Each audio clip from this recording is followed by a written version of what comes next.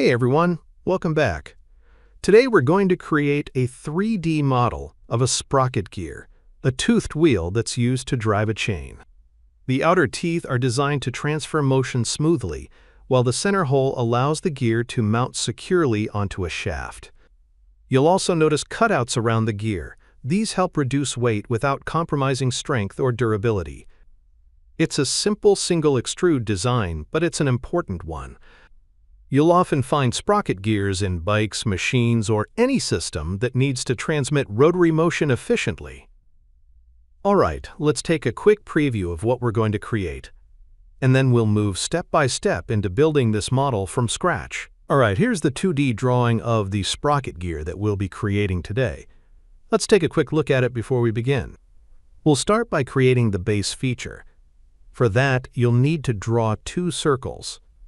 The outer circle has a radius of 70 millimeters, which means the diameter is 140. And the inner circle has a diameter of 45 millimeters and having thickness of 6 millimeters. After creating the base feature, we'll move on to these cutouts you see on the drawing. We'll create them using the Extrude tool set to cut through all, and then we'll pattern that feature 6 instances evenly around the center. Next, we'll create these through holes that you can see here on the base. Again, we'll pattern those holes with 6 instances equally spaced around the gear. Finally, we'll work on the tooth profiles around the outer edge. We'll model a single tooth first, and then we'll use the pattern tool again to repeat it 54 instances evenly along the circumference. Once all that's done, we'll have our sprocket gear complete. Alright, let's get started. Open Creo, create a new part file, name it Sprocket Gear, and uncheck the Use Default Template. Select MMNS Part Solid ABS and confirm with OK. Now let's create the base of the model. Click on Sketch, then choose the front plane as your sketching plane. Switch the view to normal by clicking Sketch View. Select the Circle tool and draw 2 circles from the origin. Now, let's add the dimensions. The outer circle diameter should be 140, and the inner circle diameter should be 45. Once that's done, exit the Sketch tab. The base sketch is ready. Next, select the Extrude tool. You'll see the preview in the graphics area. Switch to standard orientation for a better view. Enter 6 for the depth value, and then exit the Extrude tab.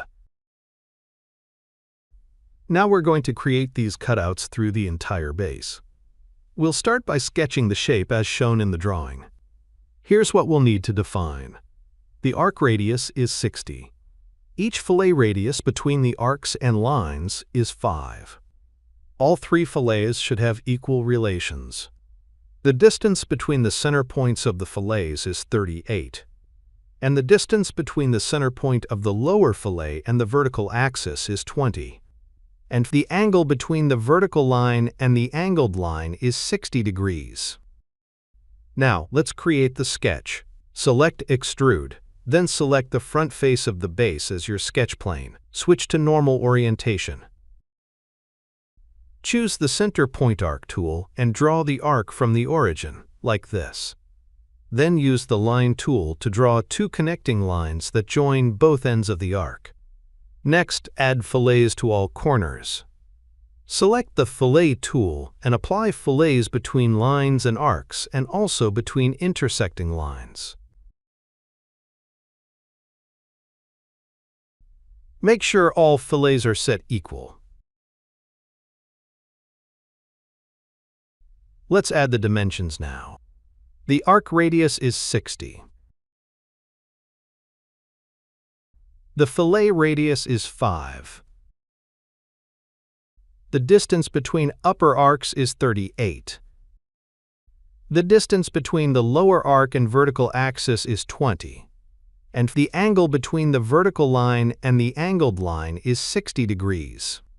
Once that's done, exit the Sketch tab. Switch to standard orientation, flip the direction, and select through all under the depth options. Make sure the Remove Material button is selected, then exit the Extrude tab. Now it's time to pattern this cut. Select the new feature in the model tree and click Pattern tool. In the Type drop-down, choose Axis. If Axis display isn't visible, enable the checkbox under the datum display. Select the axis as your axis of revolution. Select Angular Extent. Under Angular Extent, make sure 360 degrees is entered. This will evenly equal spacing all instances. Enter 6 in the first direction member field, and then exit the Pattern tab. Next, we'll create 6 through holes, each diameter is 5, each placed from the horizontal axis at a distance of 28. Select Extrude, then click the front face of the base as your sketch plane, and switch to normal orientation. Use the Circle tool to draw a circle on the vertical axis. Add the dimensions. The diameter of the circle is 5, and the distance between the horizontal axis and the circle's center point is 28. Exit the Sketch tab. Switch to Standard Orientation. Flip the direction and choose Through All for the depth. Make sure Remove Material is selected and exit the Extrude tab. Now, let's pattern these holes. Select the new feature in the model tree. Click Pattern tool, set the type to Axis, and select the axis as an axis of revolution. Select Angular Extent. Under Angular Extent, make sure it's 360 degrees, and enter 6 in the first direction member field. Then exit the Pattern tab. Now we'll create the tooth profile and pattern it 54 times around the gear. Start by creating the sketch of the tooth profile. Select Extrude and pick the front face of the base as your sketch plane, and switch to normal orientation. Then, in the sketch, draw a circle from the origin and set its diameter to 156. Next, project the outer circle of the base feature. Select the Project tool and project that outer circle onto your current sketch. Now select the 3-point or tangent and arc tool and create an arc between the new circle and the projected one. Mirror this arc to the opposite side of the vertical axis. If you don't know how to mirror, here's how. First, select the arc, then click the Mirror tool and select the vertical axis as your mirror reference. That's it. The arc is mirrored. Now let's clean up the sketch. Select the Delete Segment tool and remove all the extra entities. Then exit the tool with the middle mouse button. Now add the dimensions. This arc radius should be 12. This arc radius should be 78. The distance between the endpoints of the projected arc is 5. And the distance between the endpoints of the new arc is 1.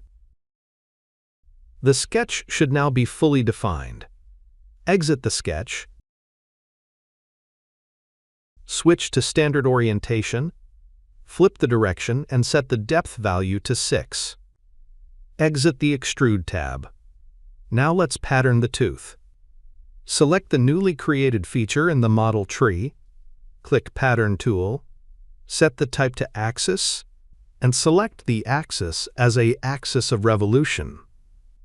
Select Angular Extent. Make sure it's 360 degrees, and enter 54 in the first direction member field. Exit the Pattern tab. That's it. Your Sprocket Gear model is complete. That's it for day 9. We've just finished modeling the Sprocket Gear, a detailed design that helped us practice patterning, extrusions, and precise sketching. Great job sticking through the process. Every model you complete adds more confidence and control to your Creo workflow. And remember, it's perfectly fine if your model isn't flawless yet. This 30-day challenge is all about steady improvement through practice and patience. Coming up next, we'll jump into another interesting model that introduces a few new features and techniques to expand your skills even further. Thanks for watching. If you found this tutorial helpful, don't forget to like the video and subscribe to the channel so you don't miss what's next. Keep practicing, stay consistent, and I'll see you on the next one.